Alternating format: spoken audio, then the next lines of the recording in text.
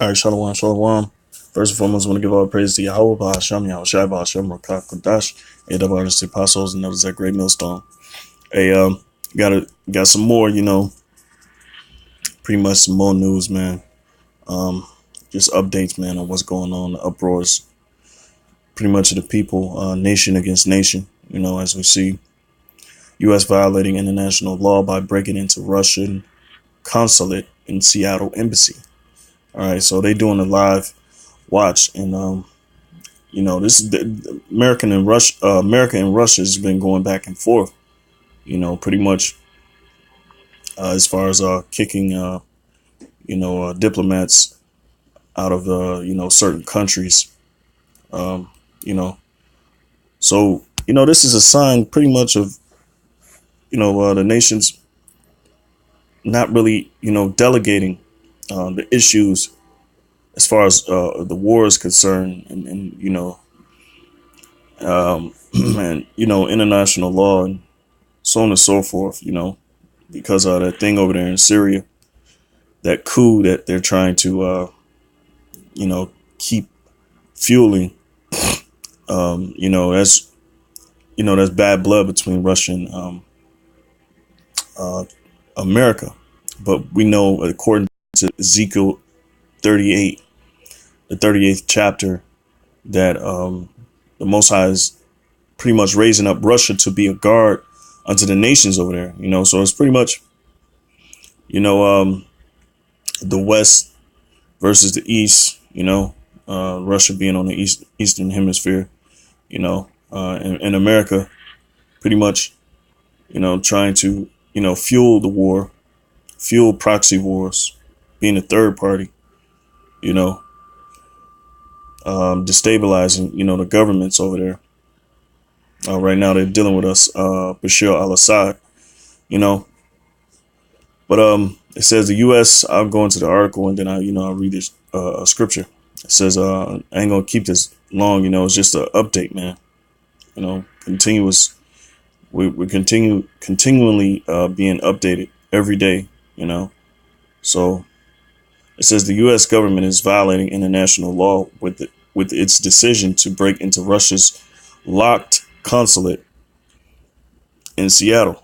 The Russian embassy in Washington said in a statement, "What we see now is a gross violation of the Convention on Diplomatic Relations and the Convention on Consular Relations," commented Nikolai Pukalov, the head of the embassy's consular department. The Russian side did not agree on stripping diplomatic status from our property in Seattle and did not give permission to American officials to enter our territory. The spokesperson for the Russian foreign ministry, Maria Zakharova, called the development a hostile takeover of the compound by the U.S. The diplomatic building was evacuated earlier this week due to an order from Washington, which expelled 60 Russian diplomats and told the embassy to shut down the Seattle consulate in retaliation for the poisoning of a former double agent in Britain. All right.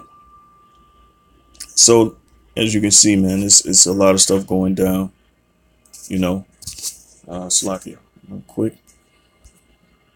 There are other articles too. All right, so here's another article. Because it's pretty much a tit for tat, which is going to explain, pretty much Russia and China. I mean, Russia and America going back and forth. Diplomacy is needed, man, to talk about certain issues. All right. And the main issue is, the destabilization of, the Middle East, all right. And of course, nuclear, the nuclear capabilities of certain strategic countries, you know. So it says diplomatic corps or corps and Moscow shrinks just when U.S.-Russia tensions are at a high. All right, and I'm gonna read a little bit. It says, last week, 60 U.S. diplomats and their families boarded a charter plane in Moscow and left Russia maybe forever. They were the latest casualties of a tit-for-tat with Russia in late March. The United States said it was kicking out the same number of Russians to show solidarity with Britain, which blames Russia for the poisoning of a former Russian intelligence officer in England with a rare nerve agent. Despite President Trump's stated desire to improve relations with the Kremlin, tensions continue to rise over conflicting interests in Syria. So it's all about Syria. And we know really America has no jurisdiction, but America wants to, pretty much take over these strategic places, really for money, man. It's all about the control of the nations, the control of resources, and that global dominance, prowess. All right. It says accusations of election interference and new U.S. sanctions that have hit the Russian economy hard, and that's we got trade wars, and certain economies are being affected as well, even over here. It says throwing out 60 diplomats is a big blow, and we know these are all generated. Those who are in the know. Throwing out 60 diplomats is a big blow to the ability of people simply to have discussions on subjects that need to be discussed, said James Collins, a former U.S. ambassador to Moscow. All right, so pretty much the Russians don't want to hear what you Americans have to say. All right, nobody wants to hear what you Americans have to say.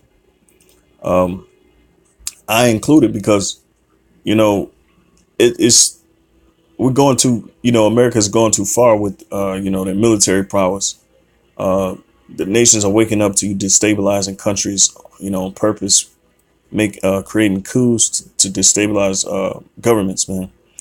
I was watching a movie last night with I think it was Brad Pitt, on Netflix, about the war in Afghanistan, man. And all they did was, pretty much make it worse over there in Afghanistan and Iraq. Destabilize governments, try to bring in new, pretty much a new way of life, the democracy.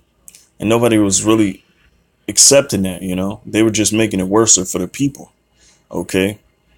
And, pretty much the nations have woken up to that, So there's no more need for talks, because it's just bullshit.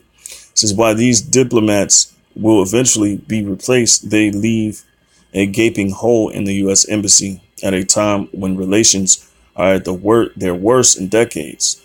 It says the capacity for misunderstandings across a range of issues is mounting. We are basically addressing that issue by further reducing our ability to talk to one another. And I think this is a big mistake, Collins said. All right. So, this is in pretty much, in regards to, it's a biblical implication behind what's going on, Russia and America going tit for tat, because the Most High is pretty much putting in the spirit of these nations to be against each other, man.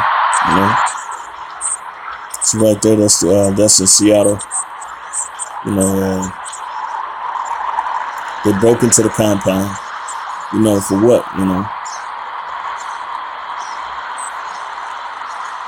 And mind you, there's a lot of stuff out there about Russia having something to do with the elections. Pretty much sabotaging the elections in their favor. What they don't understand is that there's a shadow government, and there's people behind it in the shadows who are working to help destabilize countries and lead them in the way that they want to. You know, so it's just a live broadcast, man. Showing you Esau going around, breaking into shit, probably stealing, or confiscating files, and you know. But there's a lot more going on to what's going on than we're being told. You know, but just shows you, man. The nations, man, are pretty much, nations are rising against nations, man. All right. So let me get a few precepts, and then Lord willing, you brothers be edified. So, all right. So we know the Most High is working on the minds of these different leaders. These are the head men in charge of these superpowers. You know, we know it's not just one person. There's a conglomerate of people.